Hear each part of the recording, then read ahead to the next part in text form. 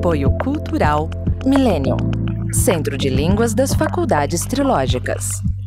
Instituto de Ciência e Tecnologia Kepp e Pacheco, mantenedor das Faculdades Trilógicas Kepp e Pacheco e Nossa Senhora de Todos os Povos. Livraria Próton.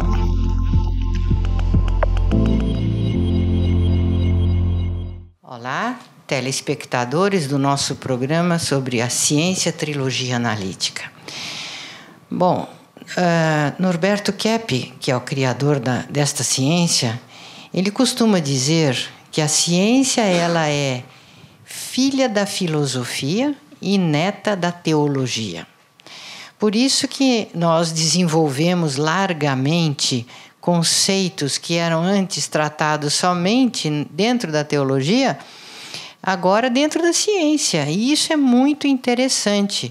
Então, vejam, senhores, eu tenho aqui o livro Teologia Trilógica Científica, que é um dos livros, né, que Kepp escreveu, desenvolveu, sobre esse assunto, que a teologia verdadeira ela é filosófica e é científica, e vice-versa. E por isso nós temos, inclusive, um curso de graduação de teologia trilógica científica, que forma teólogos, porém teólogos que vão aprender a ver a teologia, ao ser divino, ao mundo espiritual, completamente integrado no mundo até material, no mundo natural, nas leis naturais. Então, essa integração que houve, que Kepp realizou entre a teologia, a filosofia e a ciência, ela parecia impossível. No século XX, isso foi praticamente eliminado.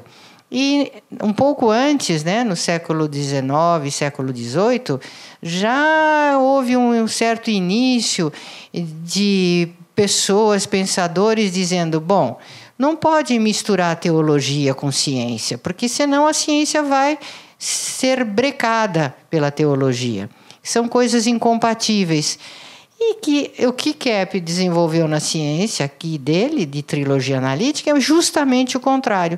Tanto que a nova física da teologia é uma nova física que consegue uma tecnologia super avançada, com altos índices de economia e de salubridade, né? Então, é muito bonito nós vermos que aquilo que, por exemplo, Tomás de Aquino dizia, que os animais, os vegetais, os minerais também têm uma alma. Entretanto, o que nós entendemos é que essa alma é a energia que compõe esses seres, que está em contínua vibração nesses seres. Essa energia é denominada de energia essencial ou escalar, por Nikola Tesla. Como você está falando, né? O ser humano recebe essa energia de Deus, né? A energia escalar que o Tesla descobriu e que faz tudo o que existe, né? Então, é uma energia só que faz o ser humano e que não é corpo e espírito separado, corpo e alma. É uma coisa só. E se acontece essa questão, né, da pessoa morrer e ainda sobreviver, não é uma coisa separada, uma alma separada. É o restinho da energia que ele, com o tempo, né, aqui na Terra, ele foi assim, vamos dizer, eliminando pelas más ações, maus pensamentos, a atitude ruim, né, o sentimento ruim. Então, o que sobra ainda é a parte, vamos dizer, mais sobrenatural. Então, é a parte transcendente que sobra assim por uma gentileza de Deus. Ainda Deus tem pena do ser humano e deu essa chance. Então, a nossa vida aqui essa vida que temos agora, porque antes, né, vamos dizer, antes da Adão e Eva terem assim se revoltado contra Deus, antes era uma coisa só. O ser humano já tinha contato com a transcendência, né? Com o céu, com Deus, com os anjos. A gente não pode conhecer tudo. E depois, então, o ser humano renunciou à vida espiritual, não quis saber o relacionamento com o ser divino. Ele quis ser um Deus. Então, aí, praticamente, o que aconteceu, né? Ele perdeu esse contato, é claro, né? Ele não quis mais. Então, muitas pessoas são videntes e têm esse contato com coisas assim da vidência, coisas sobrenaturais, porque são pessoas assim mais bafejadas, né, pela sorte, que têm assim mais contato com a vida transcendente. Então, quando a gente está falando aqui com o César, né, a questão de se a pessoa, né, seria só relacionada com Deus, só seria aquelas que fossem batizadas, que estivessem frequentando, né, uma organização religiosa. Não é assim. Todo ser humano aqui, seja bom, seja mau, seja assim, ou outra profissão, estar em contato com Deus. Não existe ninguém aqui que não esteja em contato com Ele através da energia dele. E quando a pessoa começa a rejeitar essa energia, que é sanidade, que é perfeição, a pessoa começa a ficar doente até morrer. A morte fomos nós que criamos. A morte não é uma coisa que existiu na natureza. Dr. Kepp, eu queria aí agregar um comentário, que a morte não deveria existir.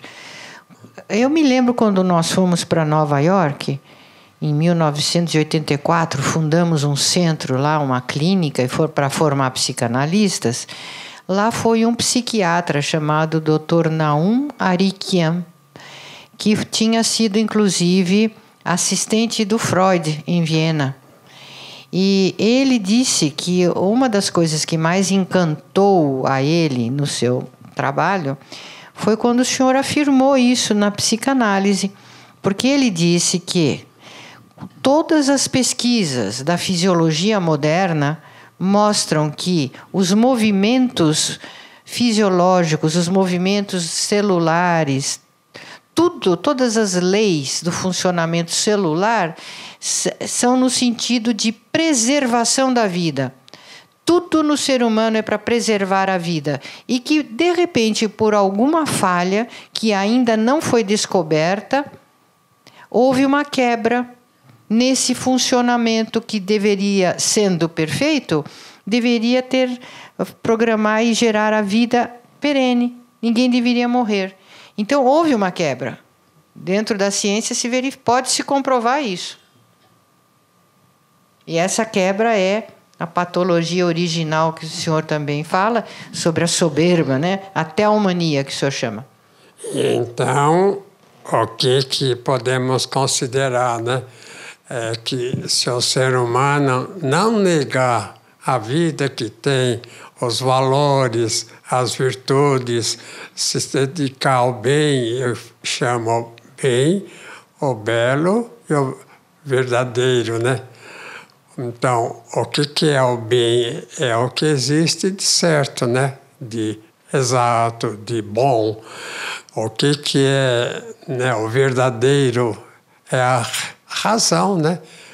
O pensamento racional, o pensamento certo. E o belo, o que é? É interessante esse fato, né? É que a filosofia moderna não dá mais ênfase, né, ao belo, à beleza, né? Ao pulcro, né? Como se fala em latim. Por quê, né? Porque causa mais inveja, causa mais assim insatisfação do ser humano notar que ele é doente, que ele tem problemas e que ele nega o que é bom.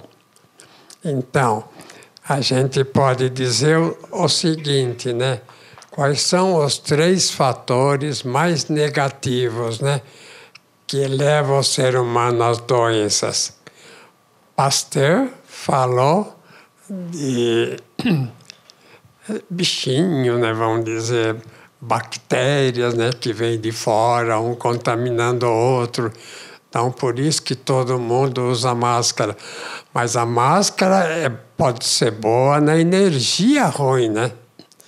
Porque pode a fumaça, a energia, né, das fábricas, dos carros principalmente, né, tirado da matéria, como a física moderna considera, né?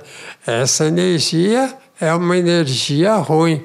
Agora, nós fizemos um motor, a gente deu o nome de Kepler Motor, quer mostrar aí, esse motor emite já energia magnética.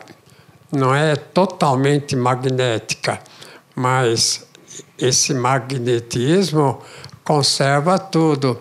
Se nós conseguíssemos tirar a energia elétrica, a energia da matéria, da gasolina, do carvão, a energia ruim, nós poderíamos agora viver, olha, 150 até 200 anos facilmente. A gente perece, é absurdo, né? Se o indivíduo morre com 80 anos, até menos, né? É antinatural, não é nosso isso, não é da nossa natureza. Então é só a gente estar assim estudando a física, a medicina, a questão assim de patologia, justamente para devolver ao ser humano, a vocês também que nos ouvem aí, uma vida mais prolongada possível.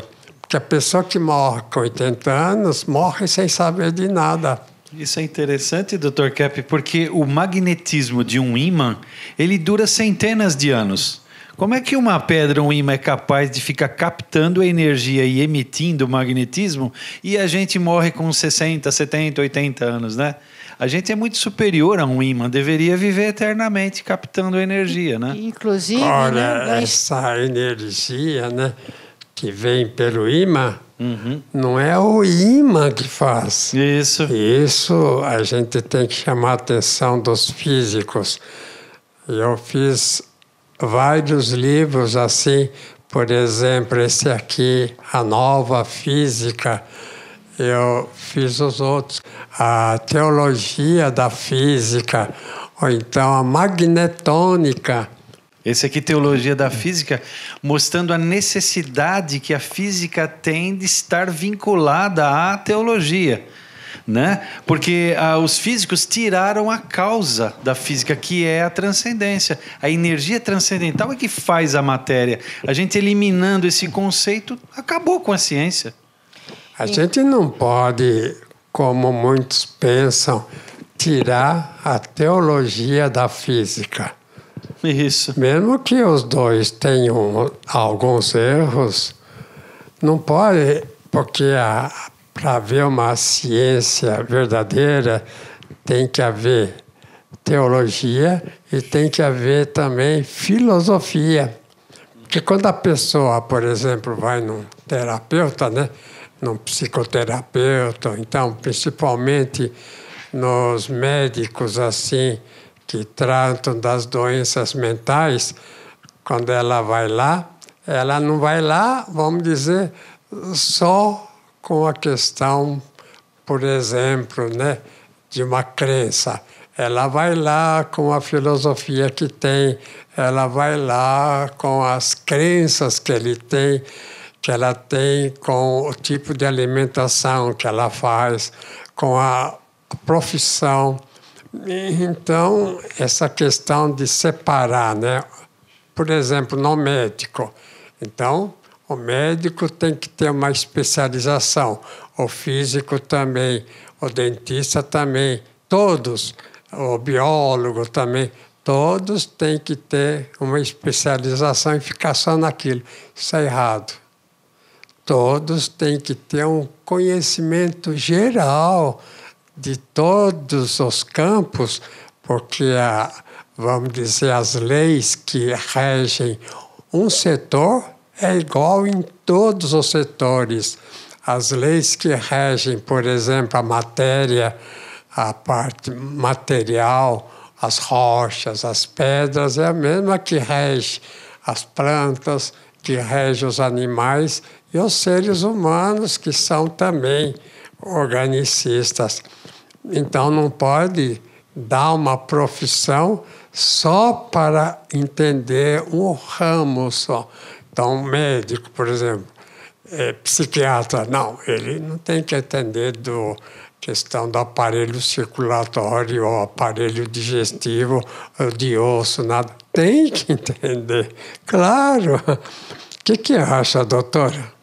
Doutor Keppe, a gente vê que quanto mais especializada fica em qualquer profissão, mas os médicos também, dá um atendimento até muitas vezes invertido, né? E o paciente fica sem um tratamento da causa principal, da causa psíquica. Então, quando o médico tem um pouco de noção da vida espiritual, da vida emocional, de como a pessoa vive, de como ela interpreta o mundo, como ela vê o mundo, ele consegue ajudar muito mais do que qualquer medicamento ou qualquer cirurgia. E no caso da dentista, né? Tem dentista que só cuida dos nervos, dos dentes, né? Outra cuida das cáries. Quer dizer, também aí especializar. Não é um erro. Quem sabe lidar com o setor do dente tem que saber também dos outros, senão, e até da questão médica, né? Questão de alimentação, tudo isso. Não está de acordo? Sim, nós aprendemos muito pouco, né, sobre o corpo em geral, mas principalmente não aprendemos nada dessa questão global, assim, da parte emocional. Então, todo cliente que vai até nós, a gente tem que saber isso que o senhor falou, tem a filosofia de vida dele, as emoções dele, ele está inserido numa sociedade, né? Então, ele tem muitas inversões. Por exemplo, uma ideia invertida que é melhor tirar o dente do que salvá-lo. Então, nós temos que ver todo o conjunto, o que está influenciando naquele ser humano, principalmente emocional. E aí nós conseguimos uma grande prevenção. E ele também somatiza em outras partes também do corpo. A gente tem que ver o ser humano somatizando qualquer parte, né? O dentista tem que compreender isso, que ele está muito tenso, ele pode somatizar em outra área. Então, tem que ser o ser humano como um todo, um ser integral. Ele não é separado do corpo, alma e da sociedade. Ele é um todo, um ser só. Então, essa parte de hemografia, né? Hemograma, né? Nós temos uma técnica que tirou um pinguinho de sangue do dedo, né? Da ponta do dedo, acho que mais de 500 clientes. Então, no sangue aparece o quê, né? Quando tem glóbulos assim encavalados, falta de glóbulos, tudo isso, não é uma questão física. Os indivíduos, os médicos que estudam a questão do sangue, né, têm que prestar atenção nisso, né? É que o sentimento da pessoa, as ideias, que mostram o tipo de sangue que a pessoa tem. Veja, por exemplo, um sangue bastante patológico. Quer falar um pouco, Índia? Sim. Esse é um quadro bem complicado de sangue, que provavelmente é uma pessoa que é muito delirante, tem ideias grandes sobre si e quando é confrontado com realidade, acho que dá uma grande tensão na pessoa. Por exemplo, esse livro está escrito que o corpo mostra que nós não queremos ver em nós. E nós vemos também numa pessoa que tem um sangue assim complicado, se acalma, aceita a realidade, seus próprios problemas e dos outros. Em pouco tempo pode ficar muito melhor e mais saudável. Então, vamos voltar agora a esse tipo de sangue para vocês notarem aí. O pensamento da pessoa é embaralhado, como está o sangue agora. Não racional, tudo vale como está o sangue. Inclusive, tem o fator de microzimas que Enderlein descobriu, os franceses descobriram que tem poucos. De maneira que esse tipo de sangue mostra essa patologia. Dá para pôr outro tipo de sangue? Veja, um sangue mais normal, né?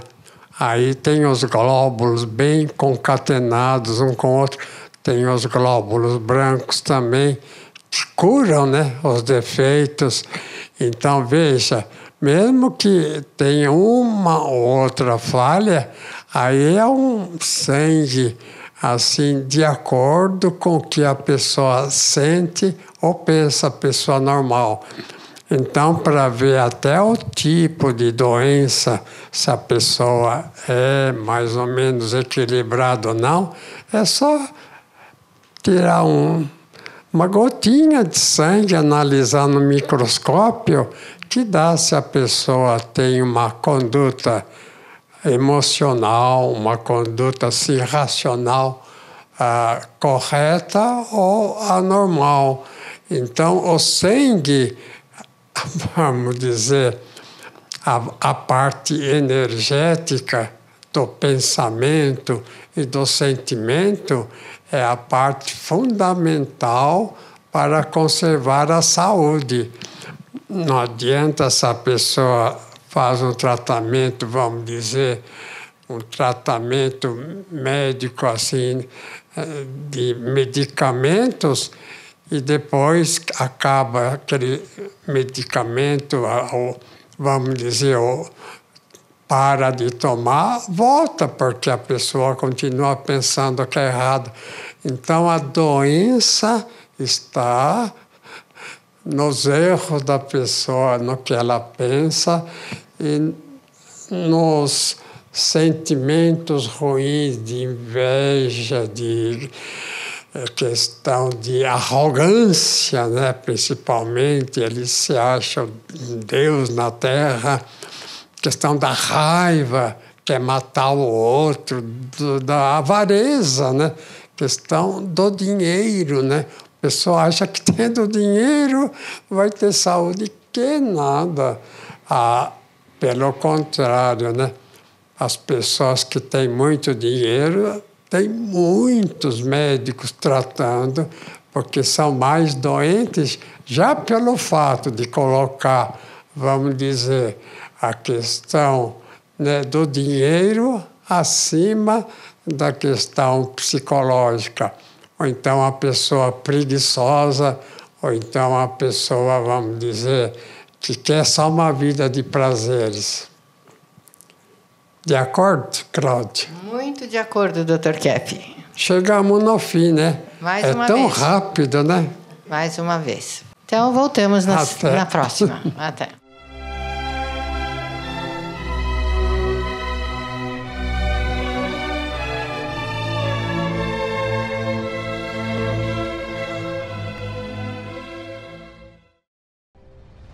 Entre no mundo da consciência. Próton Editora. Mais de 44 anos publicando os livros de Norberto Kepp, psicanalista e cientista brasileiro, o mais original escritor contemporâneo do mundo, segundo o Centro de Pesquisa Científica Nacional da França. A cura para as doenças psíquicas, orgânicas e sociais. As descobertas da nova física e a tecnologia inovadora, premiada internacionalmente. A verdadeira espiritualidade. A desinversão do ser humano e da sociedade. Livros de ciência, filosofia e espiritualidade em 9 idiomas. Proton Editora. Abrindo as portas para um novo mundo.